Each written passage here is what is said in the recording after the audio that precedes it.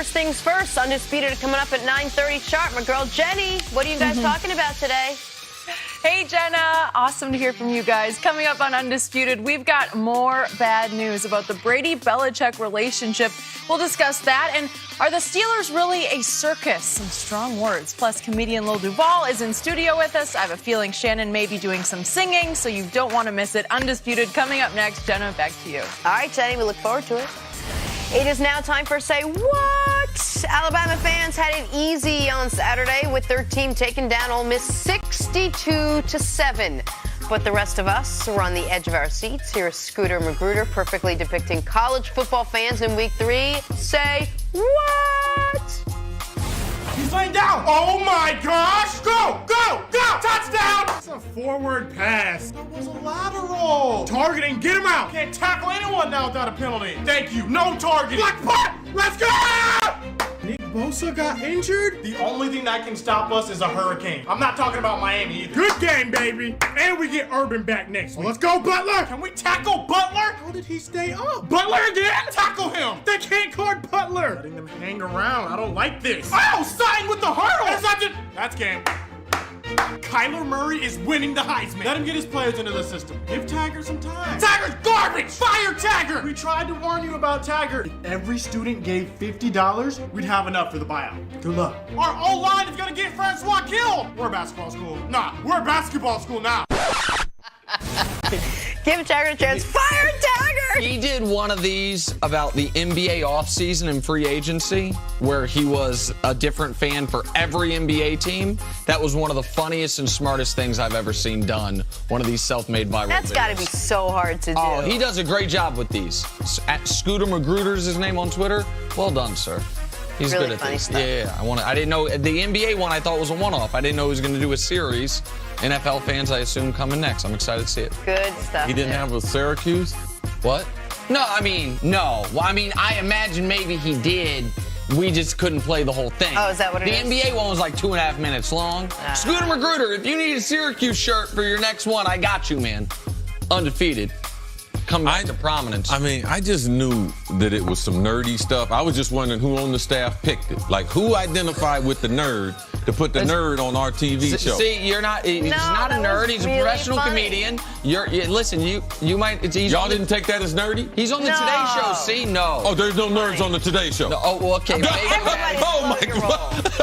I think you're wrong on this one. Your role. I think the American public's going to be on my side on this. The coolest thing ever happened to Today Show was they had a black weatherman. That was it. No, not the Daily Show. See? Oh, you said the Daily. You said the Today Show. Now I'm throwing shade at Jenna. I apologize. The Daily Show is what I meant. My apologies. My apologies. It has nothing to do with this. The comedians on the Today Show. That's a bad job by me. All right, here we go. The Daily Show is what I meant. Well, the segment went swimmingly well. Back to the NFL. Antonio Brown missed practice on Monday for unknown reasons. The same day he tweeted that you could trade him and he'd still be great anywhere. The Steelers have not won a game yet, and Le'Veon Bell has not shown up yet. One NFL assistant described the situation as a circus there, one that Mike Tomlin has no control over. Here's the head coach on the situation with AB. Mike, was he here yesterday?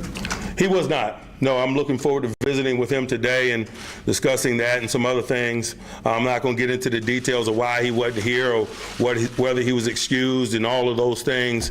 I just as soon leave those things in-house.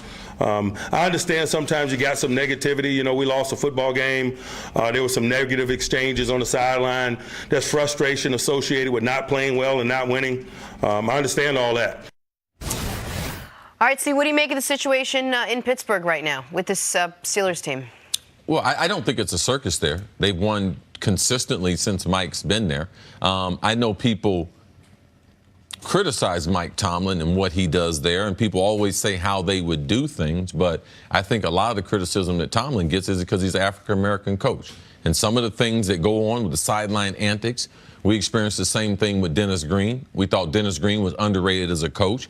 And the things people criticized, we thought the reason why they criticized him, we weren't paranoid. It was because he was a black coach. And they always love to, it's out of control. And I'm going to tell you, Mike Tomlin, not only locally he's gotten a lot of criticism, but it's hard when you have some of your greatest players in the history of the franchise and they start criticizing the coach.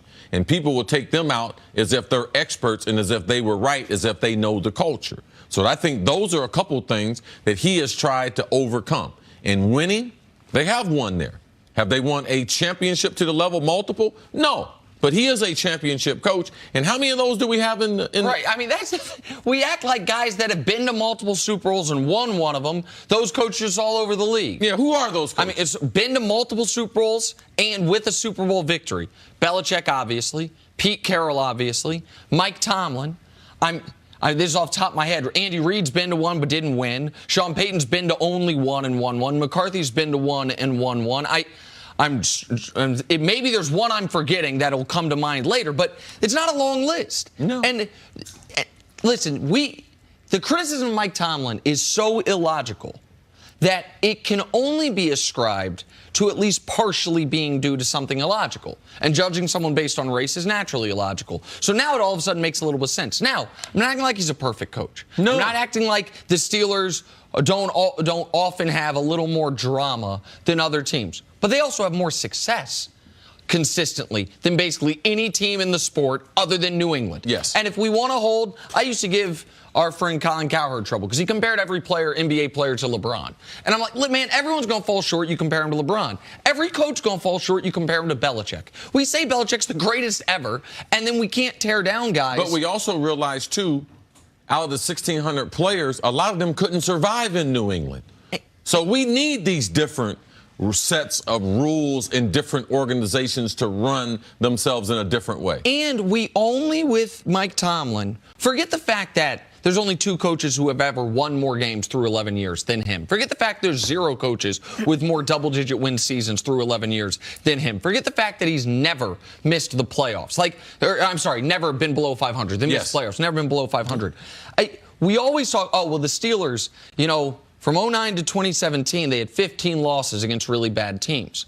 But the flip side of that is, okay, but if they're never below 500 and they lose to some bad teams, they must beat some really good teams at a higher rate than most teams. We talk about, he has all this talent. But a lot of that talent's not highly drafted talent. So is it just because they're drafting great players? Develop players. Or are they developing players?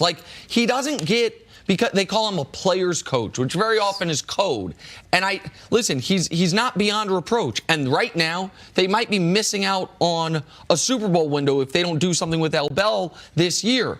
But to lay it all on the feet of the head coach, to me, is absurd. Well, if you just talk about the situation that's currently sitting in his lap right now between Le'Veon Bell and AB and maybe a few sprinkles here and there with Big Ben, what do you want him to do? What falls under the head coach's, scope of how you can possibly fix whatever's going on there? I mean, Al Bell's not really as something he can fix. Antonio Brown, is that a fixable thing? And a couple of things What's that wrong you've with heard. him? AB not showing up for work on Monday. I think people blame, first of all, your opinion, how big of a deal is it that AB didn't show up on Monday? It's not a big deal, unless Mike Tomlin says it's a big deal. This guy's missed Monday for all sorts of reasons.